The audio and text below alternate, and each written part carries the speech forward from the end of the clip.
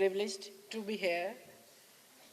अभी मैं बाहर जब आई तो अभी कुछ टाइम था गवर्नर साहब के आने पे, तो एक मीडिया पर्सन ने मुझे कहा कि मैडम मैं आपसे एक थोड़ी बात करना चाहता हूँ कि इतने सालों से हम ये सेमिनार्स भी कर रहे हैं, सब कुछ कर रहे हैं, तो फिर भी कुछ अफाका क्यों नहीं हो रहा? क्या ये हमारे डीएनए में शामिल हो गई है करप्शन?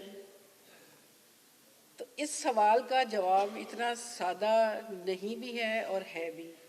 मैं ज़्यादा वो साइंटिफिक उस पर बात नहीं करना चाहूँगी। जो मैंने इन्होंने मुझसे पूछा कि आप किस मौजू पे बात करेंगे, तो मुझे ये लगा कि मैं I just reflected my own life, और उसके लिए मैं इस वक्त स्टेज प्लेटफॉर्म से मैं शुक्रगुजार हूँ कि मैं ऐसे वालिदैन के घर पैदा हुई जिनकी प्रैक्टिसेस फेयर थी और जिन्होंने बचपन से फेयर प्रैक्टिसेस सिखाई और वो डीएनए में डाल दी। तो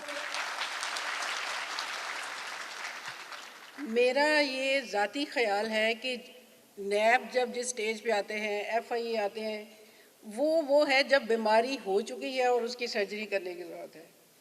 सोसाइटी का जो फैब्रिक पिछले 50 सालों से, मैं आई हैव टच 60 क्रॉस कर लिया है, तो मैं अगर चाइल्डहुड से भी देखूं तो मेरे देखते देखते जब हम ग्रो कर रहे थे तो ये होता था कि अगर किसी के पास पैसा है भी तो उसको शो ऑफ ना करो। आपके अगर बियॉन्ड योर मीन्स है तो उसको छुपा के रखें, क्योंकि लोग रिस्पेक्ट नहीं करेंगे। रिस्पेक्ट उसकी होगी जो वैसे अपने कंडक्ट में रिस्पेक्टेबल है। अनफॉर्चुनेटली वक्त के साथ साथ हमारे सामने एक घर है, 16 ग्रेड का ऑफिसर है, अगर उसका 2 कनाल का घर है और उसकी कोई पीछे से जिम्मेदारा भी नहीं है, तो नो वन इज़ क्वेश्चनिंग कि जी ये इस तरह से कैसे बन गया। वी रिस्पेक्ट हिम कि अच्छा जी इसके पास फलां गाड़ी है, ये है, वो है। तो जो इज़्ज़त का मयार है वो बन चुका है पैसा।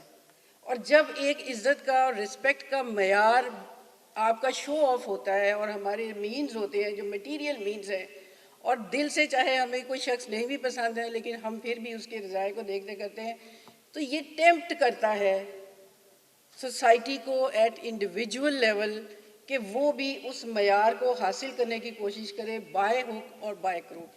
तो ये जो डिके है हमारी समाजी इक़दार में, एक उसका हिस्सा है।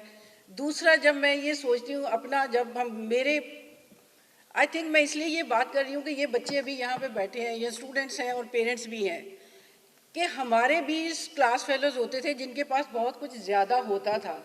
The only lesson which my mother gave was कि सो देख लो हम ये दे सकते हैं, दूसरों को दे के हम मुँह पे थप्पड़ अपना लिए लाल करते, थप्पड़ मार के, जो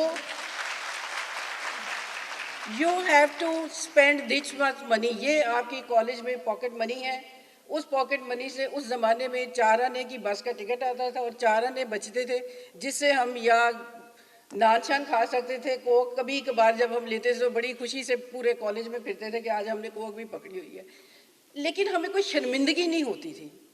अब ये एक जो इशू हो गया हुआ है ना कि पेरेंट्स को बच्चे आके कहते हैं मेरा फला क्लास फेल हो। I was turn to know कि मेरा छोटा बेटा कहता है अम्मा मेरा एक क्लास फेल होगा, रोज़ 500 रुपया लेकर आता है।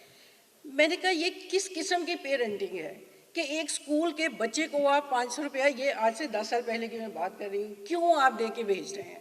आप उनको क्यों मनी मैनेजमेंट नहीं सिखा रहे हैं? आप उनको क्यों नहीं ये ट्रेन कर रहे हैं कि आपने कैसे रहना है? और दूसरों को दे के हसद की बजाय आप वो उसका हिस्सा है, उसको खुश फाइन अपने लिए कोशिश करें। कभी भी जैसे वो लगता है जिसकी 20,000 सैलरी होती है ना, लगता है अगर इसकी 40 हो जाएगी, उस शख्स को लगता है कि मेरी तो दुनिया ही बदल जाएगी। लेकिन जब उसकी 40 होती है तो दुनिया तो वैसे ही रहती है, क्योंकि साथ साथ और मसाइल आ जाते हैं। My point is not that we should be happy on the poverty and not having. अगर ये करप्शन वैसे ना चलती, अब हम क्या करते हैं कि हम इनडायरेक्टली पैसे बनाने की फिर कोशिश करते हैं, जो भी तस्नीम साहब ने कहा ऑपरेशनल लेवल है, ये लेवल है, ये लेवल है। तो अगर एज अ होल हम अपने अपने एंड के ऊपर अपने मीन्स में रहना भी सीखते और सोसाइटी की जो अकदार को थ्रू मीडिया और थ्रू पता नहीं किस किस तरह से, आई डोंट नो ये किस तरह, ये एक अलग से मौजू है रिसर्च का कि इतना ज़्यादा हम क्यों मादियत पे चले गए हैं। और हमारी जो एक अभी, और मैं जो अभी आते हुए मैं स्लोगन देख रही थी कि करप्शन कौमी मफाद पहले और ज़ाती बाद में।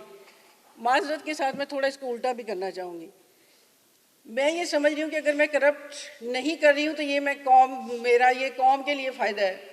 मैं इसको अपने लिए समझती हूँ कि अगर मैं करूँगी तो सबसे पहले मुझे उसका नुकसान है। जवाब मैंने देना है अपने किए का, किसी और ने नहीं देना है।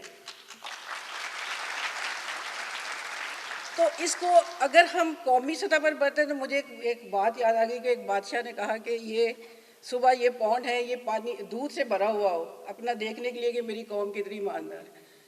तो सुबह जब उठे तो वो पौंड जो था वो पानी से भरा हुआ था। हर किसी ने सोचा कि मेरी एक बाल्टी पानी से क्या फ़र्क पड़ेगा, बाकी तो दूध ही डाल देंगे। तो जब हम इतना फैलाते हैं तो लगता है कि मैंने इतनी सी कर ली तो क्या फ़र्क पड़ा, दूसरे भी तो कर ही रहे हैं ना।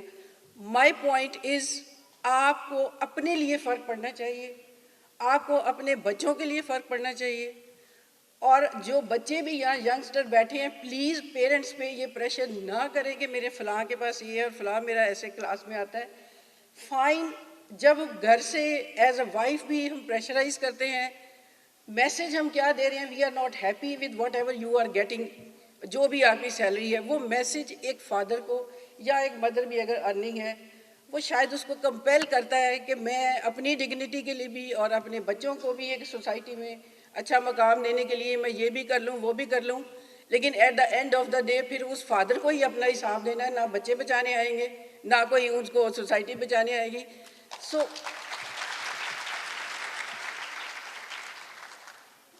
देख, अभी लॉज, मेरा ख्याल है मैं ये यहाँ से कंक्लूड करूँ कि एक ओवरऑल सोसाइटी क्या करती है, लॉज बनाती है उसको रोकने के लिए, ऐसा ही है, पकड़ते हैं या हम उसकी कैरेक्टर बिल्डिंग के जरिए करते हैं। अगर हम अपने मज़हब को देखें, मुझे हैरत होती है कि पिछले 75 सालों से या 50 सालों में हमारे बज़ाहिर मजहबी रवैये बहुत ज़्यादा हो गए हैं, इजहार भी ज़्यादा हो गए हैं, देखने में भी ज़्यादा हो गए हैं। लेकिन उसके साथ साथ जिस मज़हब में कहा गया कि रिश्वत देने वाला और लेने वाला जहन्नमी है, हम छोटी छोटी बातों में तो बहुत शोर मचाते हैं, लेकिन जब हम इंडेक्स आते हैं तो कोई नहीं उस पर सोचता। तो रिलीजियसली हम कितना कॉन्शियस हैं। यूनिवर्सल एथिक्स भी जो हम कहते हैं बाहर के लोगों में इस्लाम आ गया और हमने नहीं, वो यूनिवर्सल एथिक्स हैं और उन्हीं यूनिवर्सल एथिक्स को हमारे रिलीजन ने बहुत ऊंचा दर्जा दिया है। हमारी इबादत भी नमाज बुराई से रोकती है, तो अगर वो नहीं रोकती तो हमें रिफ्लेक्ट करने की ज़रूरत है। कुर्बानी का गोश्त नहीं अल्लाह को पहुंचता, वो जज्बा पहुंचता है। तो माई पॉइंट इज़ कि every thing socially is connected with the well being of society. तो प्लीज़ अपने अपने घर से हम इसको शुरू करें तो कौमी नेशनल लेवल पर ये पहुंच जाएगा। ये जो बात है ना कि मैं पकड़ा तो नहीं गया, साबित नहीं हुआ, देखिए अगर हम फैटफ में आए हैं तो कुछ हो ही रहा था ना, मनी लॉन्ड्रिंग हो ही रही थी ना। I don't care who was doing, my point is that was done. अगर कहीं पेपर में नहीं आई, उधर से छूट गया, उधर से छूट गया, इससे कोई फ़र्क नहीं पड़ता। वो था, अब कंट्रोल किया तो अब बाहर आए। तो एक हद तक दुनिया भी देखती है कि कहाँ तक चीज़ें चल रही हैं, और जब बहुत ही ज़्यादा गड़बड़ हो जाती है तो फिर उसके ऊपर कंट्रोल लगाया जाता है। तो अब एक्सटर्नल कंट्रोल हमारे ऊपर बताया गया कि आप ये गलत कर रहे हैं, और फिर हम नहीं जी हम ये कर रहे हैं, हमें माफ़ कर दें, हम ये भी कर रहे हैं। As a national of Pakistan I feel really bad कि हमारा जो इमेज है वो कितना ट्रस्टवर्दी है और कितना बेहतर एक मुस्लिम कंट्री के तौर पर होना चाहिए। It hurts me. Let's focus on that कि हम अपनी सब्र भी करना सीखें, शुक्र भी करना सीखें, हंसे से भी बाहर निकलें, ताकि हम उन जज्बात को ज़रा कंट्रोल में रखें जो करप्शन की तरफ लेकर जाते हैं। Thank you so very much for having this.